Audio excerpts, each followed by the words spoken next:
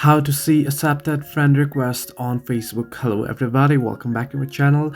This is BP Bin Bastan and today I'll guide you on how you can see your accepted friend request on Facebook.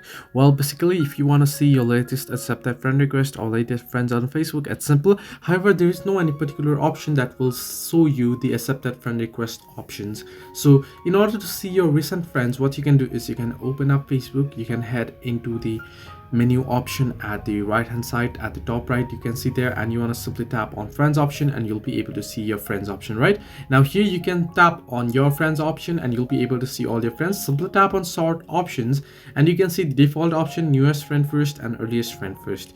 So you want to simply select the newest friend first, and all the friends that have accepted your friend request or you have accepted and have become friends recently with you will show up at the top.